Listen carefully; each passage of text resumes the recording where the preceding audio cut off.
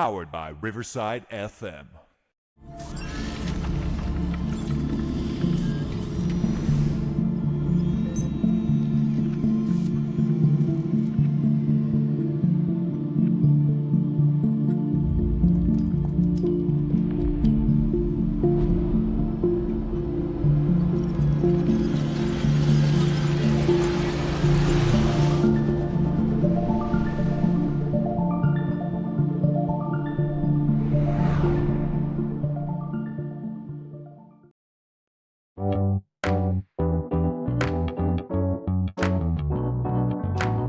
Powered by Riverside.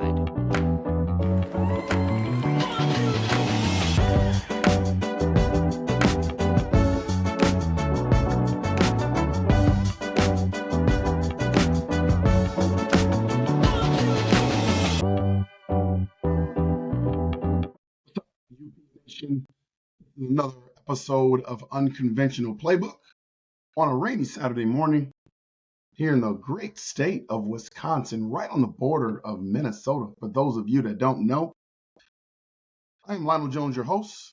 This is another episode of the UP. Hit that like and subscribe button. It's helping the station grow by leaps and bounds. Today we're going to switch gears. We've been talking about NBA basketball forever. Series is over, so there's really no need to keep beating a dead horse, the Minnesota Timberwolves, till a little bit during the offseason, see what moves they make. Anthony Edwards going to play in the Olympics. That's going to be really, really exciting.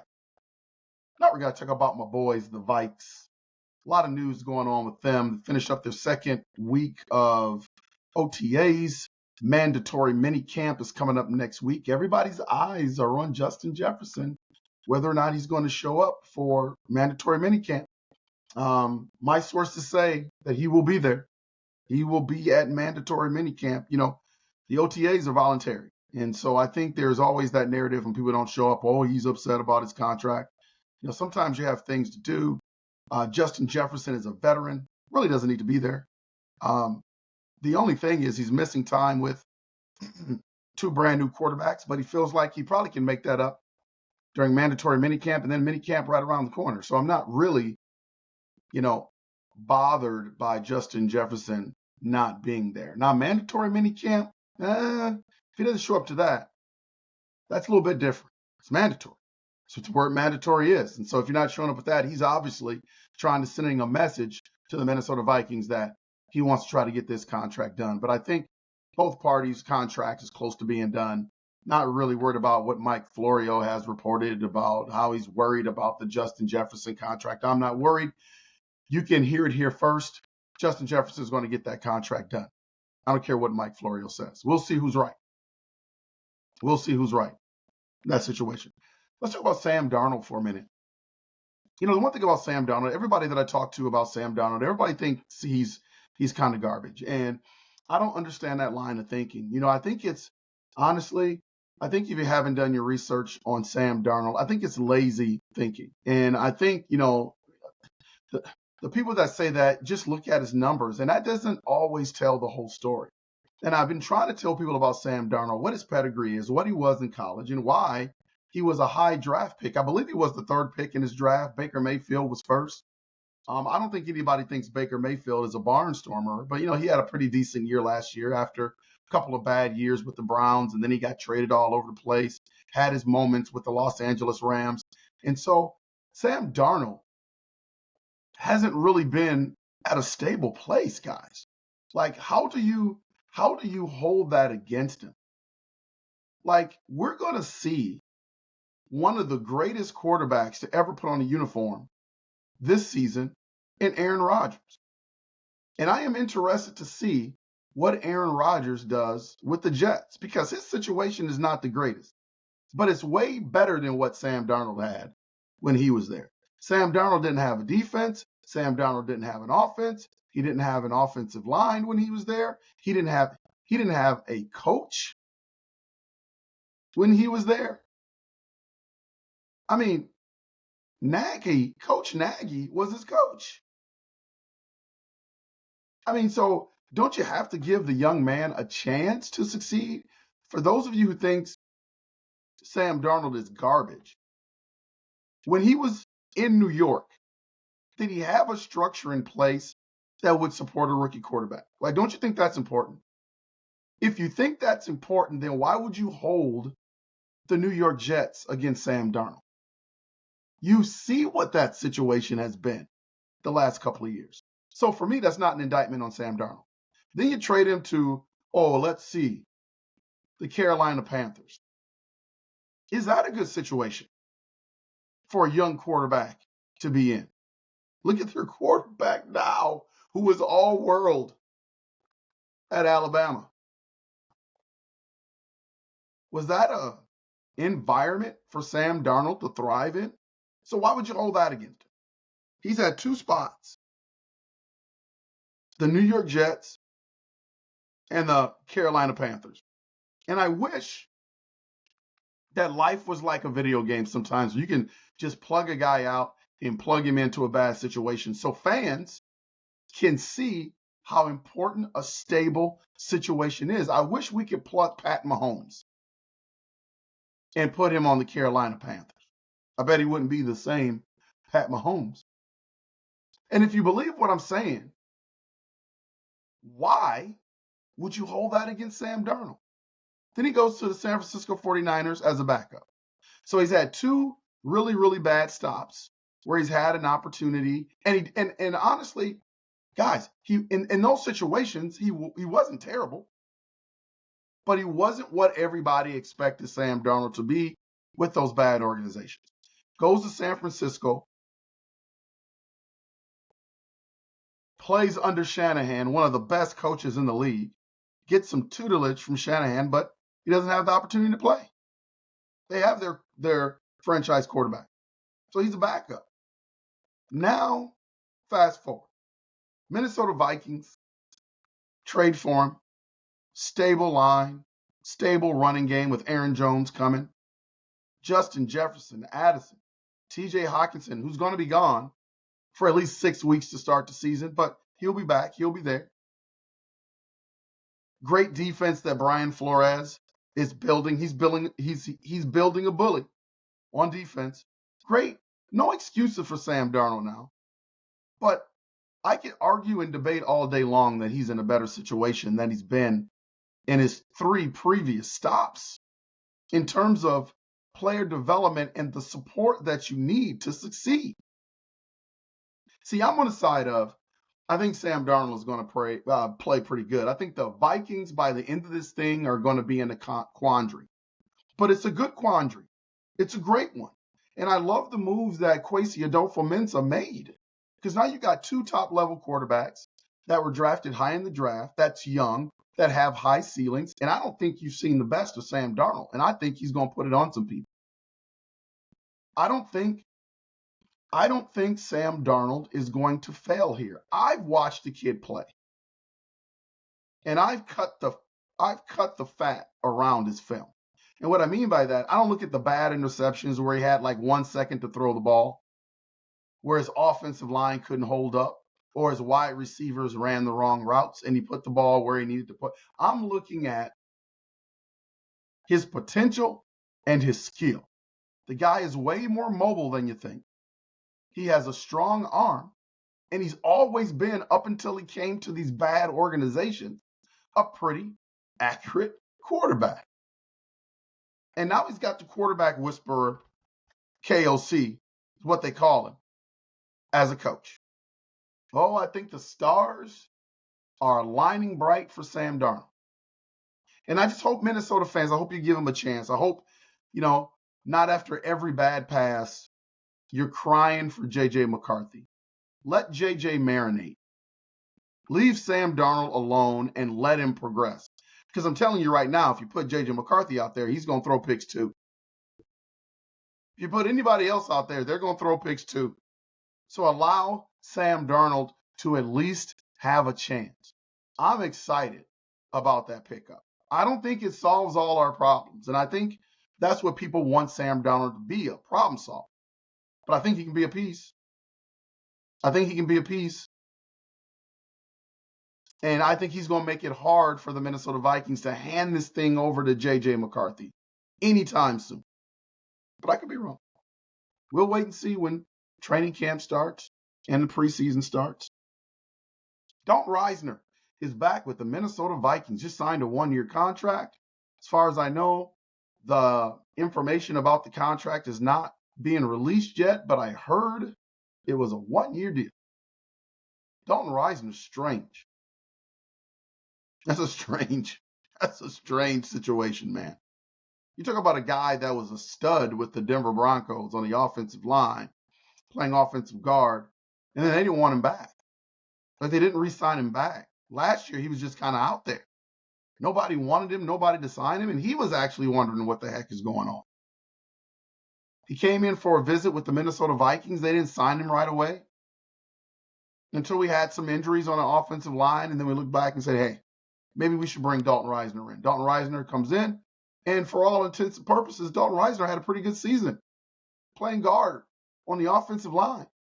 Everybody liked him. Seemed to be a good guy in the community, played well on the floor. He wasn't elite by any stretch of the imagination, but he played a really, really good season.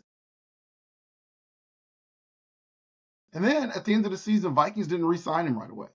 And he was just kind of out there floundering, wondering. He was posting stuff on his social media. Hey, I'm not looking to break the bank. I just want starting offensive lineman money. It's amazing why I don't have a job. And he was just out there for a long time. People speculated that he wouldn't be signed by anybody until preseason started. Why for a guy like Dalton Risner? There's something wrong there. This is 2 off seasons in a row where nobody's wanted him. And he's come out and said that he doesn't want to break the bank salary-wise. So what else is there? It's a strange situation, Dalton. You got to figure out how you're rubbing people the wrong way and stop doing it. Because nobody has been really anxious to sign you. It's almost like when they sign Dalton, it's got to be some sort of desperate move. Now, I like this move for the Minnesota Vikings because it creates a lot of depth within their offensive line. And we really haven't had that over the years for a long, long time. By the addition of Dalton Risner, he could start for you. I mean, he started for us last year. He could come off the bench. But I'm just trying to figure out why a guy of his caliber, what you see on film, why people aren't anxious to sign this guy, especially when he's not looking for major money. It's intriguing to me. Maybe more will come out. These are the type of things that when this player retires and they do like a ESPN special, 30 for 30 or whatever, you'll find out what the situation was with Dalton Risner, like you always do in those documentaries. I'm not sure what's going on with the guy. I'm happy he's back, creates a lot of depth. Really, really good player. Everson Griffith is in the news. You guys remember Everson? Big time pass rush guy. At the end of his career, went to Dallas, then ended up being brought back to the Minnesota Vikings. Had a nervous breakdown or something where just started doing some strange things at the end of his career.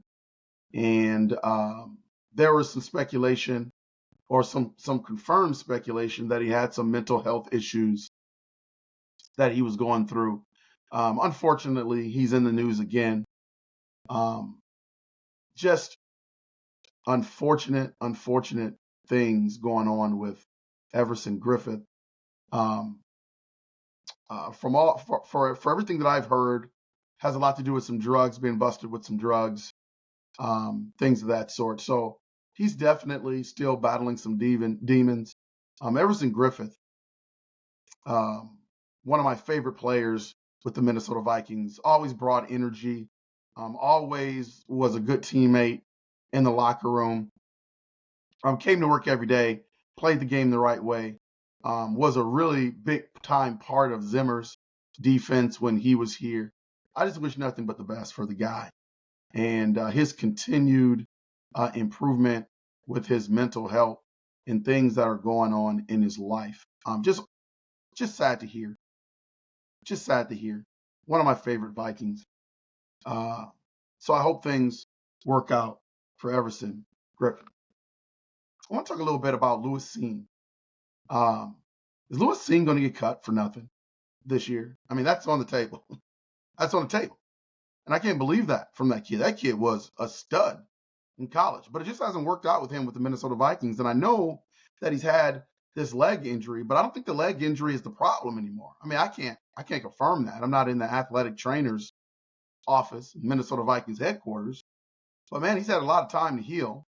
And from what I'm hearing is that he's just not picking up the defense. He's not a fit for the defense. I mean, he can't even get on the field. He was a healthy scratch numerous times last year. That's a big deal for a number 1 draft pick. First round draft pick. Great safety in college. Hasn't worked out for the Minnesota Vikings. I mean, at all, it hasn't worked out. It's unbelievable. That's a big loss for the Minnesota Vikings. If he gets cut, and that safety room is thick for the Minnesota Vikings, really good safeties, a number of good ones. What does Lewis Seen do, man? Like, the Vikings can't trade him. He has no tape. He has no film. What do you do? Keep him around for another year? Pick up his 5th-year option? Or do you cut him? Oh, if you cut him, that's tough. Like, if you'd have told me that a couple years ago, that we were going to be cutting Lewis Seen training camp, I wouldn't have believed you. I think there's some concern about that. I think you got to try to get some juice out of him some way, somehow. To lose that kid, there's not a trade partner out there. To lose that kid for nothing and have him be a wash already, oh, man. It's a bad move. It's a bad move for the Vikes. I hope they don't end up cutting the kid. I hope they try to find a way to get something out of him. But I don't know, man. I don't know what's going on with Lewis Seen. I want to talk about the new corner that we got from Oregon. Kyrie Jackson. Woo! I am hearing he's got a high ceiling, and he's impressing in OTAs. This kid could start, man. This kid could start for us. He's had a checkered past.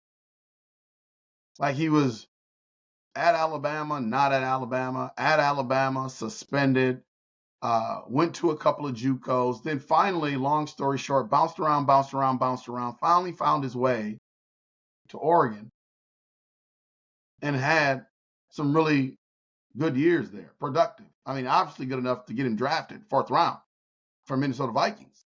I mean, with all his issues that he's had, it wasn't enough to overcome the talent. So that tells me that he's a talented kid, because most places want to stay away. They don't want to bring anybody with any baggage in their locker room unless the talent is great. So the talent has to be pretty good for B-Flow and the fellas to say, hey, we want to bring this guy in. We've talked to him. We feel like we should give him a shot. He's matured. I hope that's the situation, because for what I'm hearing, the guy is studly. He's studly. Long, lean, athletic, dog, fiery. Kyrie Jackson. I like this Kyrie. I'm not talking about Kyrie here. I'm talking about Kyrie Jackson. Looking forward to this kid. That's who I want to watch in training camp and the preseason games if he puts out there. If he's put out there. Kid's going to be a stud. I can't wait to see Kyrie Jackson. Can't wait to see. Minnesota Vikings schedule. One of the hardest schedule. And this is the only reason why I think the Minnesota Vikings are not a playoff team, because their schedule is pretty daunting. It's a daunting thing. I've heard a lot of people say, hey, the Minnesota Vikings, they aren't going to win their first 8 games. They're not favored in their first 8 games. You know what? I can't even argue with that. Pulling up the schedule here, we got the New York Giants. We got the New York Giants first, San Francisco after that, Houston after that, Green Bay after that. You could argue those are 4 losses. New York Jets in London after that. Then we have a bye week. Then we have Detroit. Then we have the LA Rams. You can't pencil in a for sure win with any of those. Minnesota Vikings. Then you got Indianapolis. You got Jacksonville. Those are two games you can feel really, really good about. Tennessee, you can feel really good about that. Chicago, usually you can feel good about that, but they've improved. Arizona, feel good about that. Atlanta, that's a rivalry game now. But Kirk Cousins, you better win that. Chicago again. Seattle, Green Bay, Detroit. Tough schedule. Tough schedule. I don't know how many wins you can find in that thing with uncertainty at the quarterback position.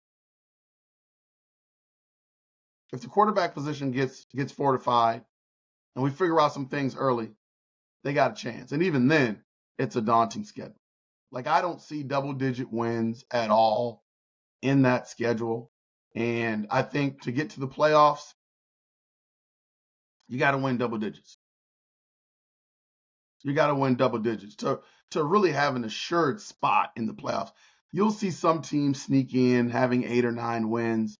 Definitely not below that most times, but pretty for suredly double-digit wins get you there, usually. And I don't see that for the Minnesota Vikings. I hope I'm wrong. But like I said before, I'm not one of these guys that's unrealistic. I don't think this is a playoff year for the Vikes, but I think the following year, like the next 2 years after this season, the Vikings will be a tough mofo in the NFL if the quarterback position is right. If JJ and Sam are those dudes. If they're not those dudes, it's going to be tough. We're back to the drawing board. We missed our window. So, a couple of things I want to talk about with the Minnesota Vikings. The state of the Minnesota Vikings. Getting excited about training camp coming up. Getting excited about the preseason. I'm rarely ever excited about the preseason. But I'm pretty hyped about the preseason now. Lots to talk about when it comes to the Vikings. The state of the Minnesota Vikings. We're looking forward to it. Hope KOC and Kwesi do their thing. Fans get out to training camp. That's always a great environment. You always got the state fair and stuff going on. I love summers in Minnesota. One of the great states in the country. I just love Minnesota. I've had some great times there. Went to school there. Went to college there. Moved just across the border in Wisconsin. But still consider myself a Minnesotan. Born and raised in Ohio. But I love Minnesota. So that's it. This has been the UP. Hit that like and subscribe button. I will see you when I see you.